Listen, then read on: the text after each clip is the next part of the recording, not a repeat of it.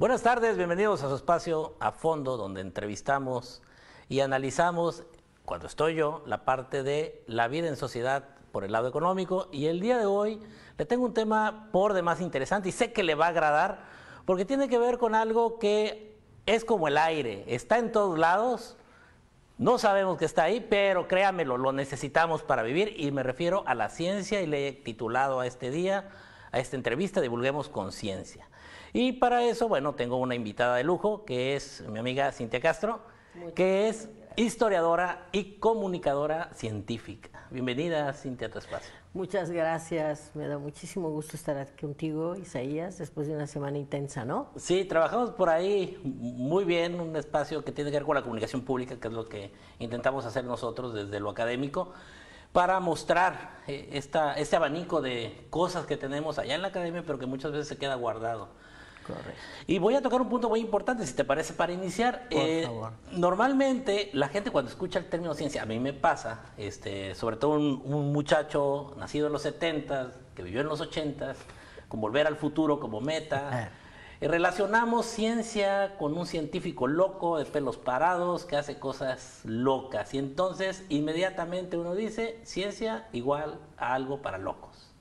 ¿La ciencia es para locos, Cintia? No, de ninguna manera, ¿no? Esto es un estereotipo, es una fijación en la mente, en la gran mente del colectivo, y tiene que ver con la historia, ¿no? Justamente en lo más remoto, en la punta de la historia, donde se crean los mitos y demás, estaban los chamanes, los alquimistas, estos ermitaños que además tenían poderes, y curiosamente, ¿no? Como lo opuesto lo va amalgamando esta imagen que se tiene, pero además, bueno, sí pasamos históricamente por momentos complejos que la literatura fue aprovechando, ¿no? Nadie puede olvidar al Mr. Hyde, el doctor, ¿no? Tampoco puedes olvidar a Frankenstein, ¿no? Y todo esto que se fue fijando en la mente y, desde luego, mucho del horror de la guerra atribuible como si fuera de verdad sinónimo de ciencia, no necesariamente y no así, ¿no? Sí, de hecho, bueno, recuerdo ahorita brevemente el conflicto en Primera Guerra Mundial, no me acuerdo ahorita el nombre del premio Nobel de, de los gases, ¿no? Esos con los que se combatía, o los experimentos de, digamos, los alemanes, de los nazis concretamente.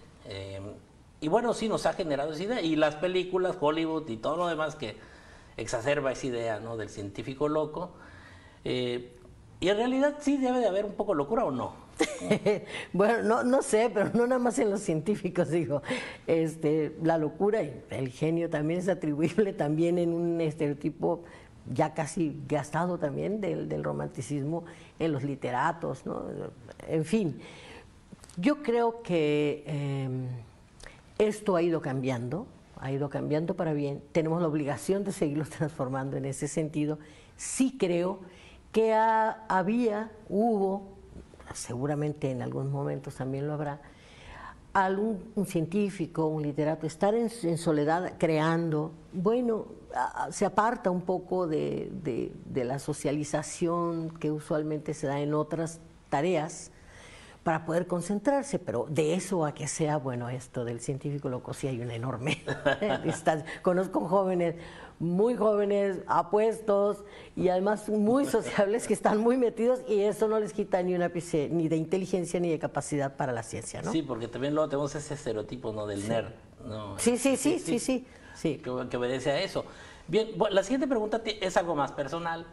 ¿Cómo se encuentra Cintia Castro? Porque tú eres historiadora. Sí. Y puede más de uno preguntarse ahorita en casa, ok, una historiadora me viene a hablar de ciencia, ¿cómo está eso? ¿Cómo Cintia Castro choca con la ciencia y se enamora de la ciencia? Porque sé que estás enamorada de la cuestión científica. Sí, te agradezco la pregunta, además la generosidad, aparte de la generosidad de tu espacio, la pregunta. Fíjate. Yo me dediqué muchísimos años a la promoción de la cultura, vengo de la radio cultural, como nací en los medios en ese entorno, y en la promoción y difusión cultural. Y en alguna ocasión, a través del trabajo que yo hacía, me invitaron a participar en CIVNOR para hacer un trabajo que les propuse de acercamiento a la sociedad. En ese momento tenía mucha necesidad de visibilidad en nuestro centro, como otros, y yo les propuse un camino más afable. Les gustó, lo hice a través de las marionetas, del teatro, del guión de teatro de marionetas y otras muchas cosas, entre ellos acercarnos a los periodistas de ciencia, y empezó a funcionar. Pero ahí sí, me enamoré. Y cuando te preguntas por qué una historiadora está metida en este asunto, yo te puedo decir, justamente porque nos gustan las historias y nos gustan narrar las historias que tiene la ciencia. Ese sería, dijéramos, un primer acercamiento, y la Sociedad Mexicana de la Divulgación de la Ciencia dice que otro de los perfiles favoritos para divulgación es ser historiador. El historiador. Y la siguiente pregunta, fíjate, va en ese sentido, precisamente. Porque como historiador, tú ves este aspecto de los patrimonios, ¿no? Y creo que esa pregunta, desde que la viste, estoy seguro, te hizo correr el hámster, pero durísimo, porque la cuestión es, la ciencia es, desde la perspectiva de Cintia Castro, patrimonio de la humanidad. Absolutamente. Absolutamente, ¿no? Desde los primeros tools, ¿no?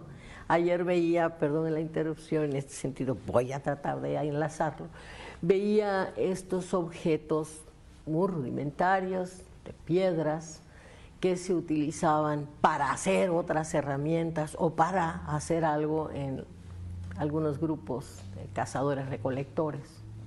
Bueno, esa es la primera cercanía con la ciencia y es un patrimonio valiosísimo. La rueda, bueno, qué sé yo, ¿no? Todo lo que se ha ido hilvanando con el objeto de producir, provocar un avance que tienda hacia el bienestar, y en ese sentido conecto. Sí, la ciencia es un patrimonio muy, muy aparejado, sino inmerso en lo que podemos concebir como cultura y civilización, pues, ¿no? Sí. Y ahí, fuera de guión, esa pregunta es fuera de guión. Concretamente manejas tú una palabra que me gusta mucho, que me gusta porque te la oí en el curso y te la he estado escuchando cuando tú hablas. Es que la ciencia provoca.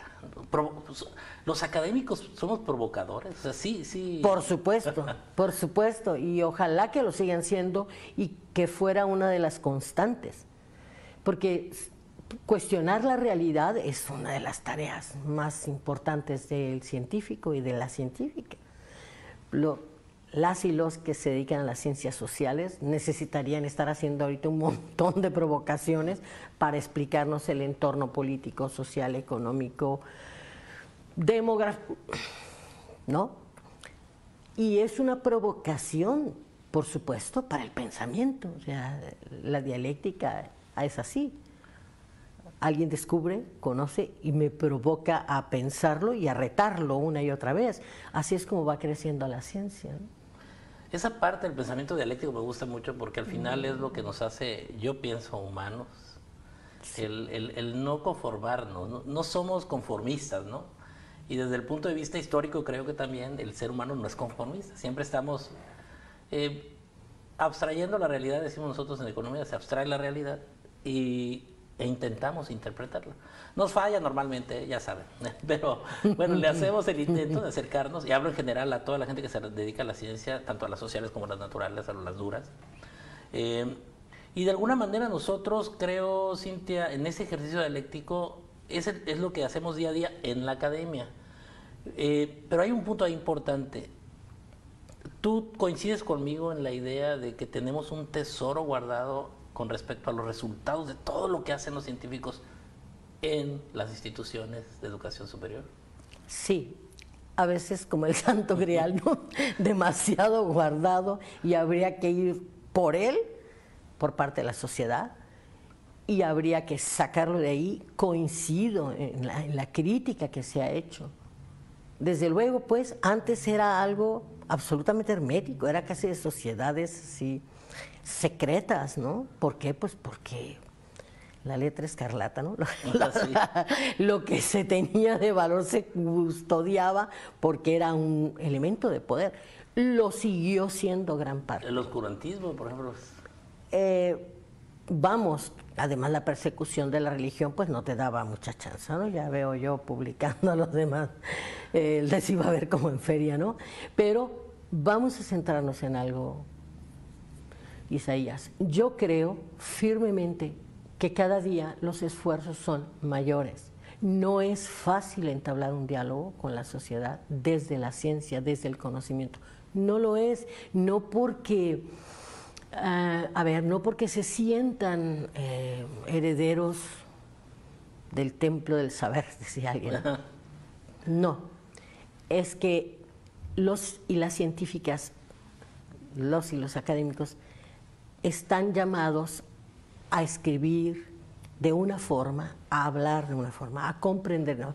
Porque existe el lenguaje científico para ciertas convenciones, ¿sí?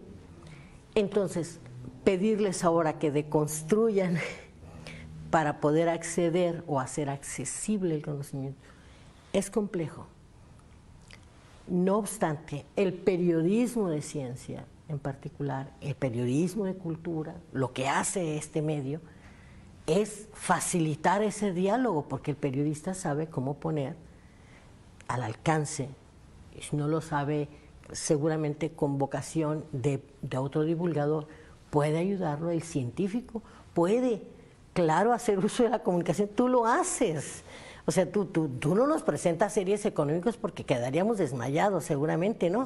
Las variables y las fórmulas, o sea, moriríamos. Pero yo prendo tu canal de internet, no, veo el canal de Megacable y me doy cuenta de que tienes algo que decirme que yo puedo entender, ¿no? Ahora, hay un punto importante ahí. Pareciera, ¿no? Y te lo digo porque eso da de impresión de lejos, que se hablan dos idiomas distintos, ¿no? Como si cuando uno llega a un lugar donde todo el mundo habla, no sé, inglés y yo no tengo ni una idea y no sé qué hacer, es algo así, ¿no? Entonces, pues ahí es importante porque si la sociedad nos acerca a nosotros, tendremos que hacer lo otro. Y ahorita que regresemos, vamos a hablar de eso. ¿Qué pasa si la montaña no va a Mahoma? Regresamos.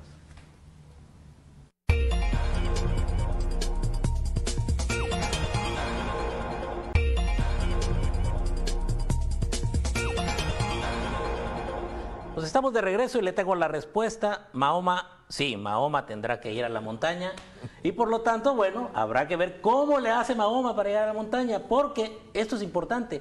Toda la ciencia representa dinero, toda la ciencia representa desarrollo y el desarrollo eleva el nivel de bienestar de todos nosotros. Por lo tanto, es importante conocer lo que se hace en la ciencia, los que hacen ciencia. Y le hemos llamado a esta segunda parte precisamente de la ciencia a la conciencia, porque hay que pasar y dar el brinco a lo otro. Y aquí es donde voy a meter un poquito en aprietos a Cintia, nuestra invitada, porque precisamente te voy a preguntar, hay dos términos que se utilizan, difusión y divulgación. Correcto. ¿Es lo mismo? ¿No es lo mismo? ¿Cuál va primero? No. ¿Cuál no? ¿Cómo funciona? No. Los últimos acuerdos entre quienes se dedican a la ciencia de la comunicación de la ciencia nos llevan a una reflexión. Difusión es propagación, pues, ¿no? En el más amplio sentido de la expresión. Y no hay una diferencia en ese esparcir entre a quienes voy a dirigir esa partícula que estoy esparciendo, ese conocimiento, pues. En divulgación hay un proceso que se vive, ¿no? Y ese proceso es explicar, es ensanchar ese principio para que sea fácilmente puesto en quienes no se dedican a la ciencia. La difusión se da entre pares, ¿no? Entre, incluso a lo mejor, un economista y un geógrafo, ¿no? Pudiera haber un punto de intersección ahí. Pero entre el resto, los que no tenemos la más remota idea de la biología o la química o la economía, el ejercicio de divulgación es el que va a ayudarnos a acercar. Sí, hay una clara diferencia. Entonces podríamos decir como que, bueno, difusión sería como un idioma particular entre los miembros de una... Sí, es un ejercicio de comunicación también. Digamos, quiero ser claro esto, cuando digo entre iguales no me refiero a que hay unos que son más que otros, tengo que aclarar. Sí, no. Sí, tengo que tener mucho cuidado de eso, porque luego hay por ahí colegas, no voy a dar nombres, que asumen no, estamos en la misma posición, solo que el léxico que usamos o las palabras que usamos es más complicado. Y bueno, lo platicamos con otros que también tienen cierto grado de estudios que nos permiten, de hecho, en el intercambio, hacer algo que llamamos nosotros trabajo interdisciplinario, que es trabajo entre todos. Pero cuando hablamos de Mahoma y la montaña, hablamos entonces de divulgación. Sí. Y es ahí donde entra la parte interesante, porque la siguiente pregunta la hago a todos mis invitados, siempre va en ese bloque, porque tiene que ver con la realidad del México. Es decir, y hablo de la realidad económica, porque tiene que ver con cuestión económica. ¿Hay apoyo para la divulgación en México? Hablo de, tú sabes, de la triple hélice siempre, ¿no? O sea, realmente las instituciones de educación superior están poniéndole también a eso. El sector público nos abre los espacios necesarios y el sector privado realmente está interesado. Y yo sé que tú tienes una excelente respuesta por donde estás trabajando y por lo que sabes, ¿no? Mira, sí, hoy en día ya hay la clausulita, decía en el curso, pequeña, que dice, si usted gusta divulgar, le vamos a dar 2 puntos más en el Sistema Nacional de Investigación. Va a llegar más fácilmente. Ya es casi una convención también dentro de la investigación. Es decir, hemos llegado a convenir que sí necesitamos esa validación de carácter social. ¿Le están metiendo dinero? Bueno, sí, pero haría falta mucho más, definitivamente. Somos tratados a veces como un apéndice, algo residual de la investigación, y no lo somos, porque justamente somos el tramo que hace contacto con esa sociedad que valida el conocimiento, pues. Entonces, yo les decía, si tú quieres hacer, un diputado o una diputada está a punto de firmar algún presupuesto, qué sé yo, bueno, le va a temblar la mano si no sabe nada de lo que hacemos en materia de ciencia. Entonces, ¿cómo se va a hacer la investigación que tú crees que es muy urgente? Bueno, la tienes que dar a conocer para los tomadores de decisiones y para que esa gente que puso a ese representante ayude a validar el ejercicio de la ciencia. Necesitamos la validación social. Esto es algo muy importante. Ahí tocas algo importante, Cintia, cuando hablas de validar socialmente, porque puede alguien en casa, yo sé, preguntarse ahorita, ok, está muy interesante el tema, pero a mí que estoy acá, que trabajo a lo mejor, o soy una ama de casa, o trabajo, no sé, de chofer, o trabajo de bombero, o trabajo de contador, o trabajo de ejecutivo, en una oficina. ¿Para qué me sirve que me divulguen ciencia? O sea, a mí, ¿para qué me puede servir? O a la sociedad en su conjunto, ¿para qué nos puede servir? Porque parece como que, pues interesante el documento, ¿no? Pero hasta ahí. COVID, cáncer, diabetes, zonas de desastre, zonas de riesgo, peces, pescado con mercurio, mareas rojas, sargazo que no permite el turismo en ciertas playas, cáncer de piel en Baja California Sur, no sé, agua. Yo les decía el otro día, o sea, los biólogos se están convirtiendo en actuarios. ¿Por qué? De la naturaleza, porque finalmente se necesita un estudio siempre para tomar decisiones sobre seguimos con la ganadería o le atoramos al turismo, para el que el turismo está a lo mejor afectando. Bueno, entonces, ¿qué hacemos? Exacto. Entonces, sí, a la señora del mercado le afecta, por supuesto, porque ella oyó que no se podía comer no sé qué pez y entonces, ¿qué le doy de comer? Bueno, aquí tiene usted esta alternativa. Por supuesto, porque la ciencia está en la vida de todos, a todas horas, en cada instante. Lávate las manos. La campaña más sencilla que he visto, tapa, ¿no? Esta de los zancudos. Sencillita, pero tiene su ciencia, ¿no? Exacto. Es correcto, la ciencia tiene su ciencia. Sí, la ciencia tiene su ciencia. Es correcto. Y bueno, y también no olvidar que es justamente al divulgar lo que se está haciendo que también los empresarios pueden decir, me interesa apoyar eso, y me interesa colocar, invertir mi dinero ahí, porque yo veo la posibilidad de, obvio, de obtener una ganancia, pero también de obtener un beneficio social.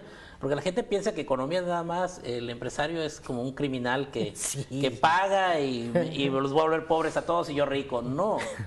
Adam Smith, el padre de la economía, mantenía siempre ese principio. Decía, no, en mi búsqueda, en mi egoísmo personal, en la búsqueda de mi beneficio, termino beneficiando a otros al invertir, al trabajar. Por supuesto, ¿no? La empresa tiene que competir. Y si no tiene ciencia para competir, está rezagada. Y si no tiene competencia y no logra los estándares o lo que necesite, desde hacer un zapato hasta hacer un muro, bueno, detrás de ese muro, de ese zapato, hay científicos trabajando.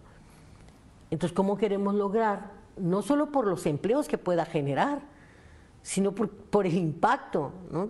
Una persona voy a ponerme a través de ejemplo, una persona con diabetes que no tiene el zapato adecuado, que requiere muchísimos estudios y materiales muy avanzados, va a tener problemas seguramente. Entonces, sí, la ciencia también genera riqueza, sí, la ciencia de la mano de la empresa. Por supuesto, ¿quién nos vendió las vacunas? Pues una empresa, ¿no? Exacto. Bueno, entonces, yo abriría el abanico de una discusión muy larga sobre esto, porque también siempre está centrado solamente en el gobierno. Exacto. Pero también hay iniciativa privada creando ciencia, por supuesto. Magníficas universidades, incluso de la iniciativa privada, ¿no? Y siendo, Cintia, totalmente coherentes con este contrato social que tenemos, que nosotros, la ciencia, tiene con la sociedad de la cual emana y a la cual pertenece, porque luego se nos olvida, no somos Sí. entes separados. Te voy a hacer una pregunta que es importante. Si algún joven te está viendo en casa, si alguna persona interesada en hacer ciencia que tiene 12 años, 15, 17, ¿qué le diría, Cintia, a ese chavo que tiene ganas de hacer ciencia? Había un punto que tocaste en el curso, me acuerdo, y yo la verdad no participé, pero lo tengo ahí y te lo voy a decir. Para mí, una parte fundamental del decálogo del divulgador y del académico debe de ser motivar sobre todo a las nuevas generaciones a seguir construyendo el conocimiento. ¿Qué nos dices tú sobre eso? Sin duda. Voy a decirte por qué. La curiosidad es algo que despierta la divulgación, tendría que despertar. 1, vocación en la gente joven, y 2, muchísima curiosidad, pasión por conocer. O sea, el conocimiento es gozo. Cuando conoces y te asombras, estás vivo, ¿no? Entonces, sí, a los jóvenes con todo, ¿no?, les daría yo ese mensaje. Tienen que sumergirse en la experiencia de la ciencia, escucharla, tienen un llamado interno, escucharla, ir por ella. Porque además en este mundo contemporáneo la ciencia cada día va a jugar un papel más importante. Bueno, al final, digamos, desdibuja o dibuja, dependiendo de cómo la tomemos, lo hablamos ahorita en el caso de las guerras, lo que somos como seres humanos, ¿verdad? Bueno, la verdad, Cintia, se nos ha ido el tiempo volando. Te agradezco muchísimo, fue muy amena la charla. Muy gracias. Te dejo abierto el espacio para cuando quieras regresar a platicar con nosotros. Muchas gracias. Gracias por estar aquí con nosotros. No, gracias a ustedes, gracias a este auditorio que yo sé que es amplio y que además tiene bien puesto el canal, ¿no? Gracias. Y bueno, allá en casa le deseamos nosotros mucho provecho al comer sus alimentos, pero sobre todo no deje de lado algo que ya sabe que hay que repetirnos constantemente. Todo lo que decidimos y lo que hacemos determina lo que va a pasar mañana, porque sí, ya sabe usted la respuesta, porque la economía somos todos.